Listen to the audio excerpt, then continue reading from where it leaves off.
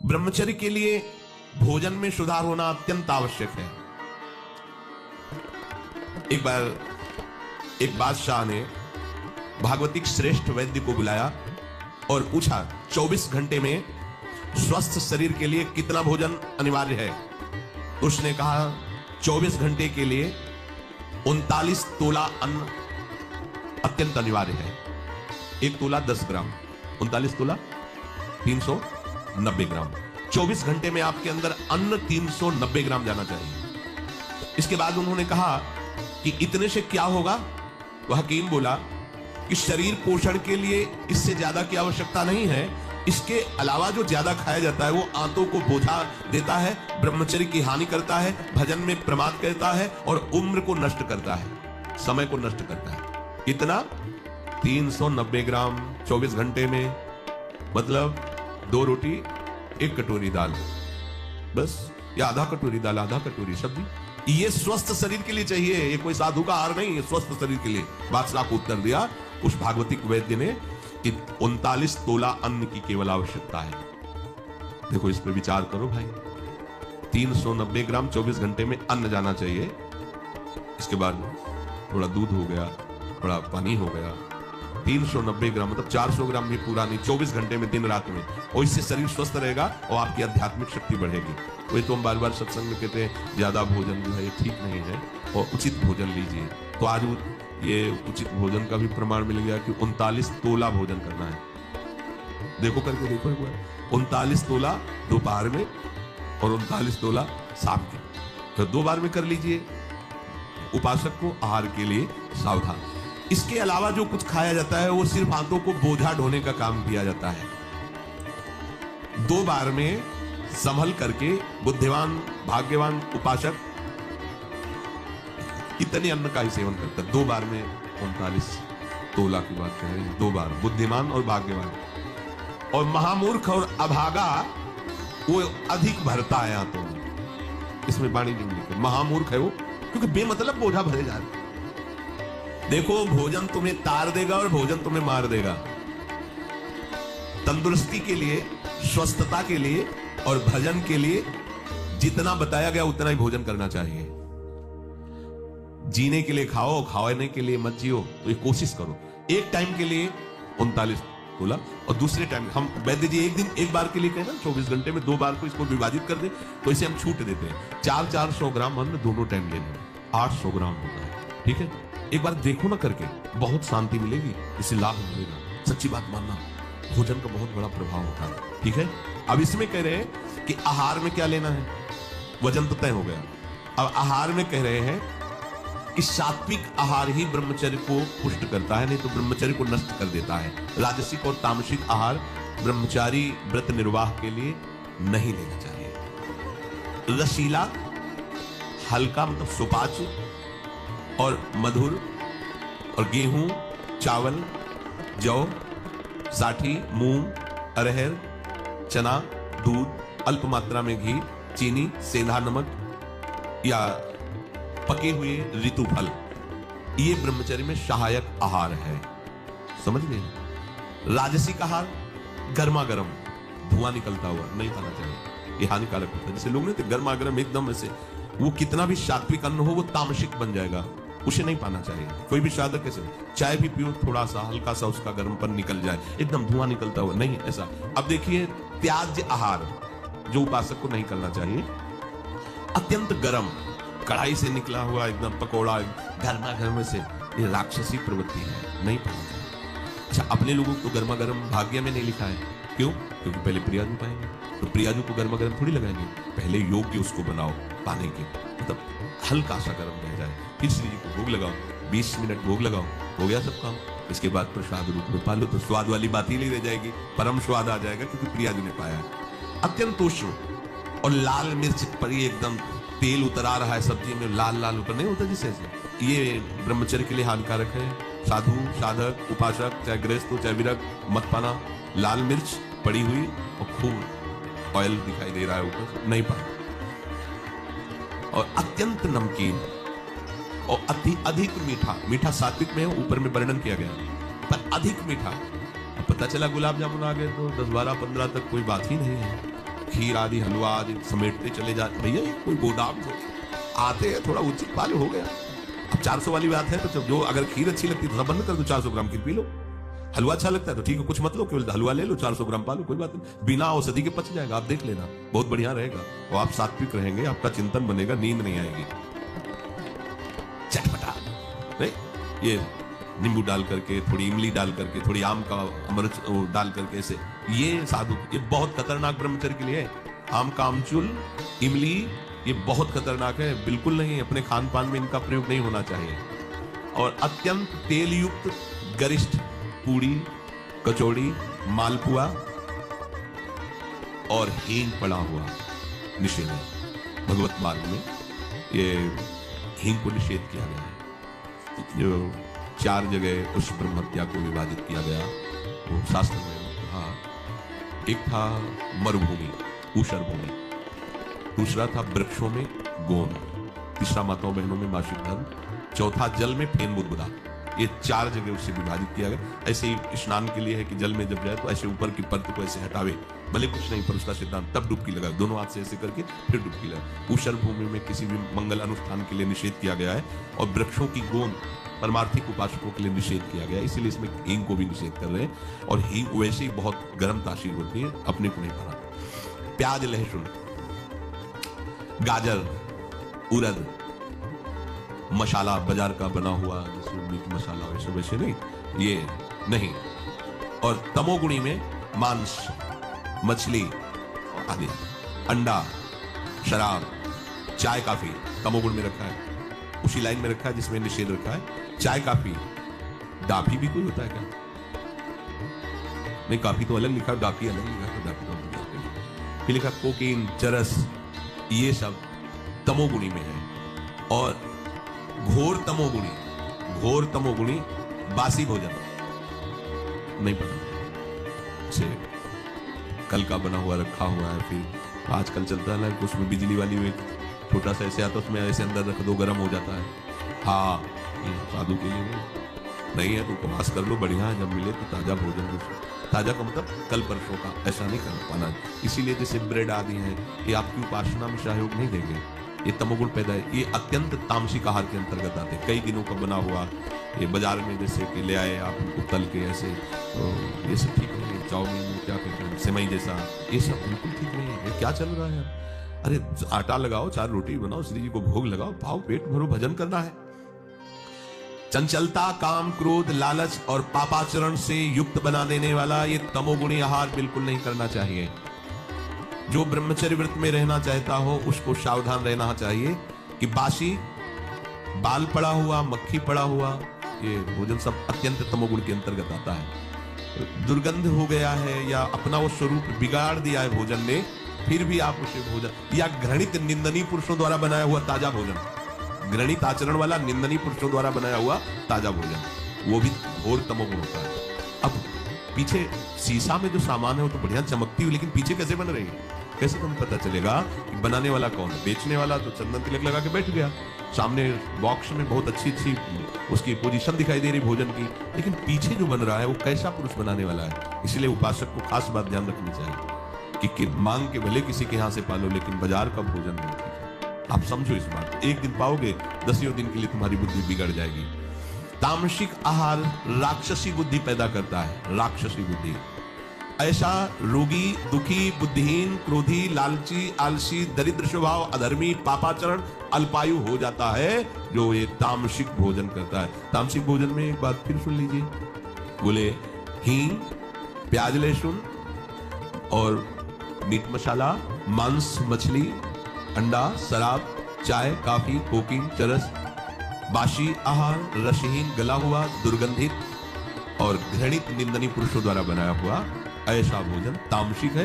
ये आपको ब्रह्मचर्य नहीं रहने देगा, दुखी, बुद्धिहीन, क्रोधी, लालची, आलसी, दरिद्र, अधर्मी, पापी और अल्पायु बना करके नरकगामी करेगा। ऐसे भोजन से बचा जाए। तो यदि हम ऐसे सावधानी से रहें तो भगवान कह रहे हैं प्रशांतात्मा विगतभिर ब्रह्मचारी व्रते स्थितः, वो भय रहित हो जाएगा, उसका हृदय परम शांत हो जाएगा और ब्रह्मचारी व्रत में स्थित हो जाएगा। शेष चर्चा में श्री राधा वल्लभ। ब्रह्मचर्य के लिए भोजन में सुधार होना अत्यंत आवश्यक है। एक बार एक बादशाह ने भागवतिक श्रेष्ठ वैद्य को बुलाया और पूछा 24 घंटे में स्वस्थ शरीर के लिए कितना भोजन अनिवार्य है। तो उसने कहा 24 घंटे के लिए 39 तोला अन्न अत्यंत अनिवार्य है। 1 तोला 10 ग्राम, 39 तोला 390 ग्राम। 24 घंटे में आपके अंदर अन्न 390 ग्राम जाना चाहिए। इसके बाद उन्होंने कहा कि इतने से क्या होगा? तो हकीम बोला कि शरीर पोषण के लिए इससे ज्यादा की आवश्यकता नहीं है।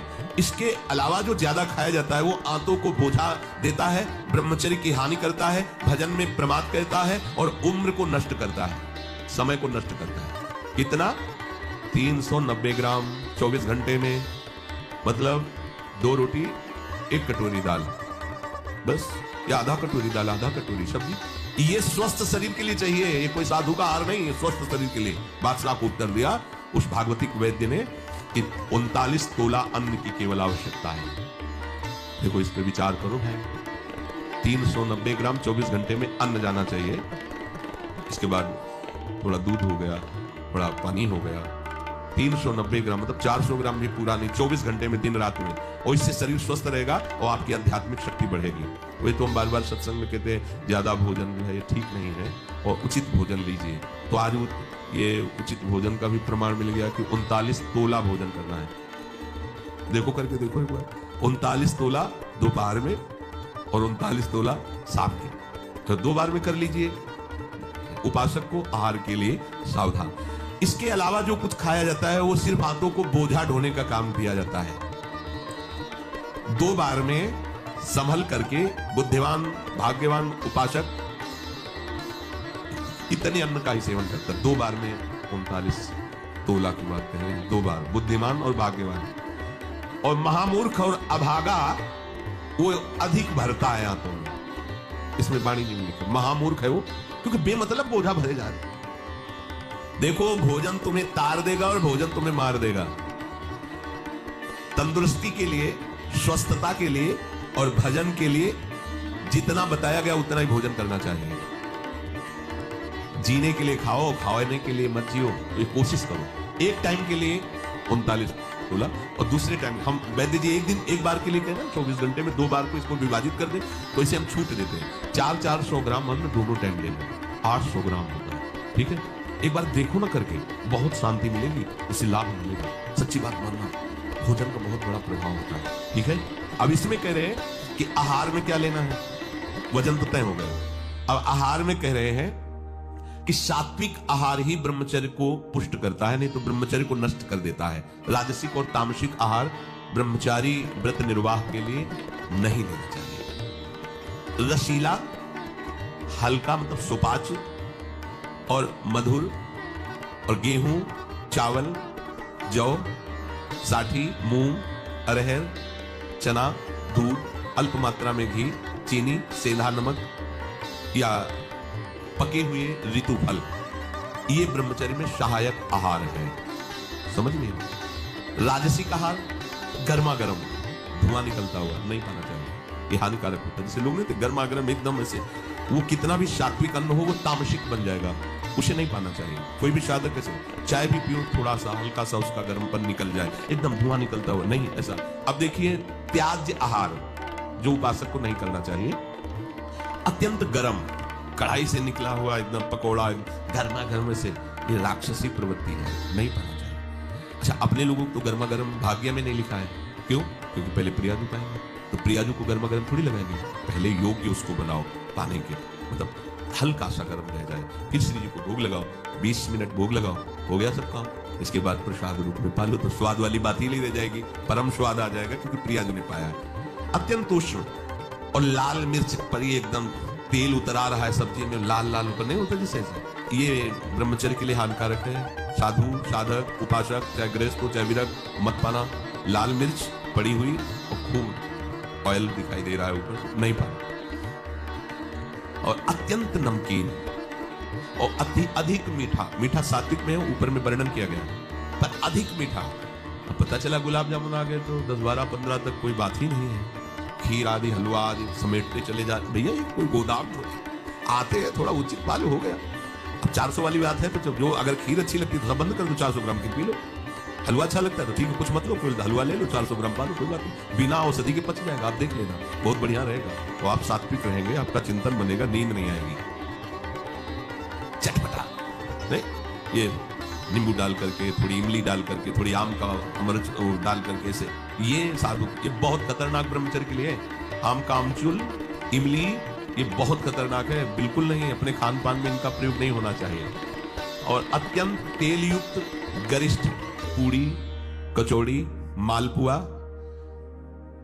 और हींग पड़ा हुआ निषेध है।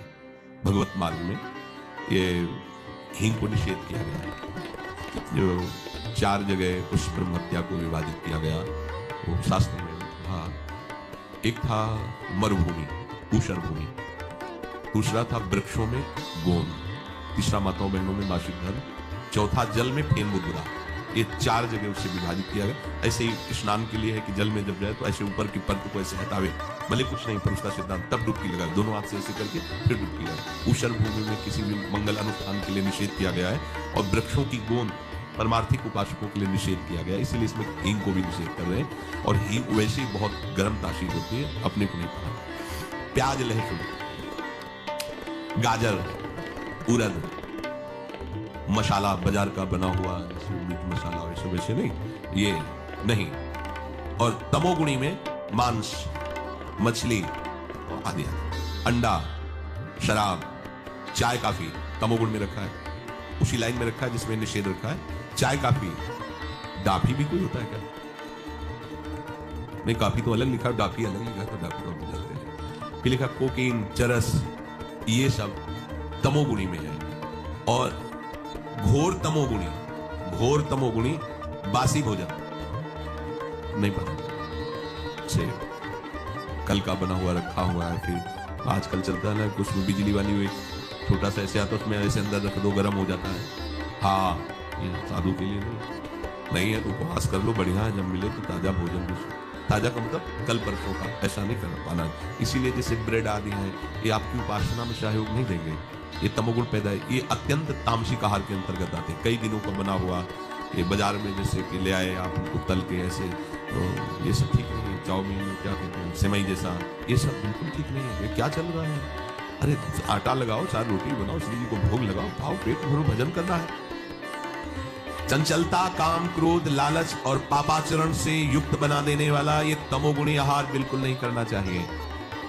जो ब्रह्मचर्य व्रत में रहना चाहता हो उसको सावधान रहना चाहिए कि बासी, बाल पड़ा हुआ, मक्खी पड़ा हुआ, ये भोजन सब अत्यंत तमोगुण के अंतर्गत आता है। दुर्गंध हो गया है या अपना वो स्वरूप बिगाड़ दिया है भोजन ने, फिर भी आप उसे भोजन, या घृणित निंदनीय पुरुषों द्वारा बनाया हुआ ताजा भोजन, घृणित आचरण वाला निंदनीय पुरुषों द्वारा बनाया हुआ ताजा भोजन, वो भी घोर तमोगुण होता है। अब पीछे शीशा में जो सामान है वो तो बढ़िया चमकती है, लेकिन पीछे कैसे बन रही है, कैसे तुम्हें पता चलेगा कि बनाने वाला कौन? बेचने वाला तो चंदन तिलक लगा के बैठ गया, सामने बॉक्स में बहुत अच्छी अच्छी उसकी पोजीशन दिखाई दे रही भोजन की, लेकिन पीछे जो बन रहा है वो कैसा पुरुष बनाने वाला है। इसलिए उपासक को खास बात ध्यान रखनी चाहिए कि मांग के भले किसी के यहाँ से पालो, लेकिन बाजार का भोजन नहीं। आप समझो इस बात, एक दिन पाओगे, 10 दिन के लिए तुम्हारी बुद्धि बिगड़ जाएगी। तामसिक आहार राक्षसी बुद्धि पैदा करता है, राक्षसी बुद्धि।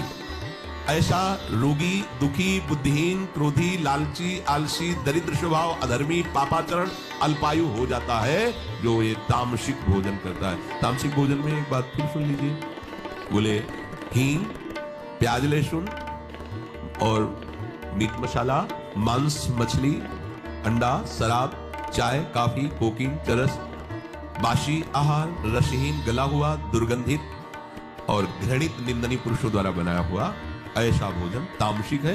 ये आपको ब्रह्मचर्य नहीं रहने देगा, दुखी, बुद्धिहीन, क्रोधी, लालची, आलसी, दरिद्र, अधर्मी, पापी और अल्पायु बना करके नरकगामी करेगा। ऐसे भोजन से बचा जाए। तो यदि